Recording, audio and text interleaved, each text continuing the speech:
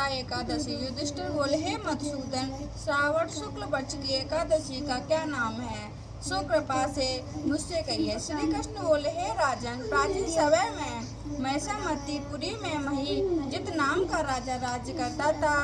इसके पुत्र नहीं था, इससे उसको राज्य से सुख नहीं मिलता था। बिना पुत्र के इस लोक और परलोक में सुख नहीं है।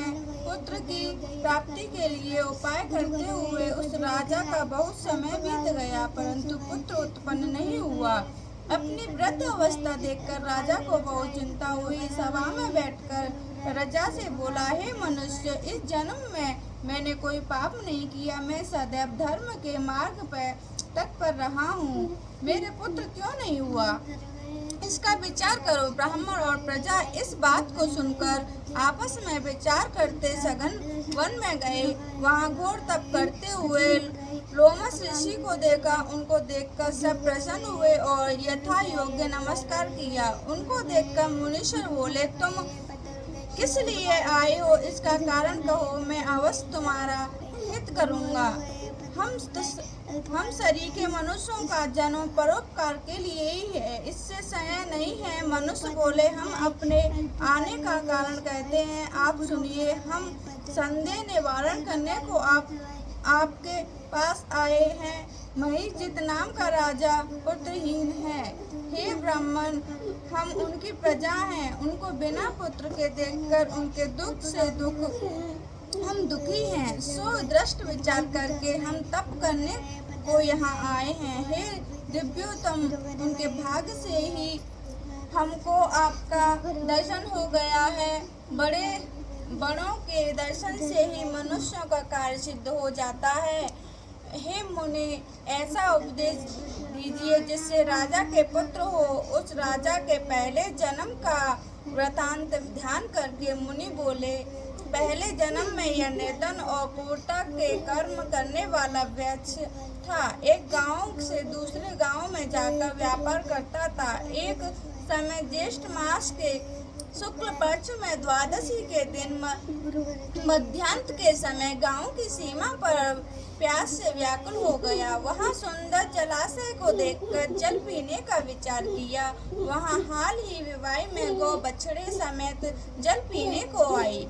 यह वैश्य उस वैश्य के जल पीती हुई गौ को हटाकर जल पिया। उसी पाप से राजा पुत्रहीन हुआ। वे मनुष्य बोले, हे मुनि, पुराणों में सुना जाता है कि मनुष्यों के प्रभाव से पाप दूर हो जाता है। इसलिए पुण्य का उपदेश दीजिए जिससे पाप का नाश हो और आपकी कृपा से इनके पुत्र हो। लोमस ऋषि बोले, श्रावण शुक्ल पक्ष में पुत्रता नाम की एकादशी प्रसिद्ध है। उसका व्रत विधि पूर्वक करो। रात्रि में जागरण करो। उनका निर्मल पुण्य राजा को दे दो। ऐसा करने से निश्चय राजा के पुत्र होगा। लोमस ऋषि के वचन को सुनकर और उनको प्रणाम करके अपने घर को चले गए। श्रावण आने पर जब सब लोगों ने राजा सहित श्रद्धा पूर्वक व्रत किया, द्वादशी के दिन अपना पूर्ण राजा को दिया। पूर्ण के देते ही रानी के गर्भ धारण किया। प्रसव का समय आने पर सुंदर पुत्र उत्पन्न हुआ है। हे नृपश्रेष्ठ, इस प्रकार यह पुत्रता नाम की एकादशी प्रसिद्ध है। इस लोक और परलोक का सुख चाहने वाले को इसका व्रत करना चाहिए। यहाँ पुत्र का सुख पाकर अंत में स्वर्ग को जाते हैं। बोलो पुत्रता एकादशी मैया की जय। जय जय लड्डू गोपाल की जय। जुगल जोड़ी सरकार की जय। बोलो वृंदावन बिहारी लाल की जय। जय जय श्री राधे श्याम। जय जय श्री राधे श्याम। आरती जुगल किशोर की जय। राधे तन मन धन नौचावर की जय। रवि शशि कोटि बदन की शोभा।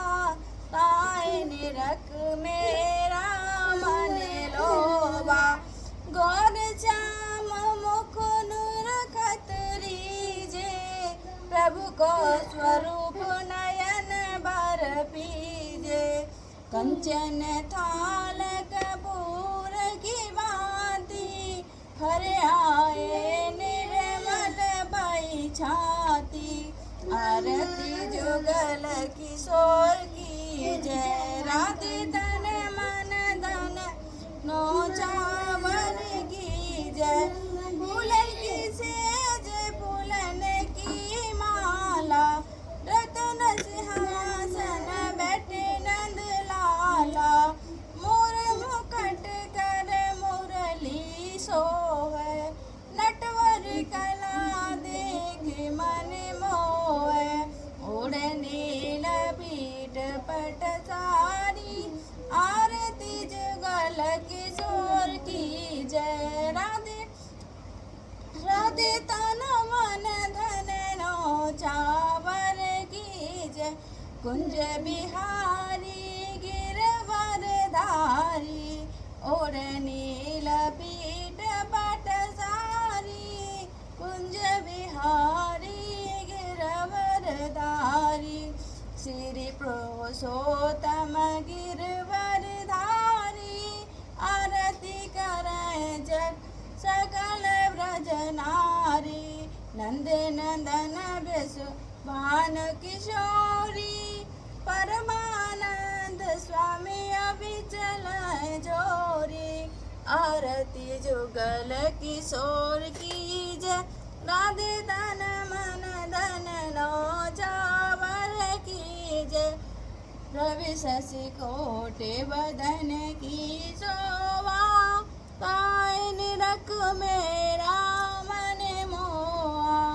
आरती जुगल किशोर की जय। राधे तन मन धन नौचावर की जय। बोल वृंदावन प्यारी लाल की जय। जुगल जोड़ी सरकार की जय।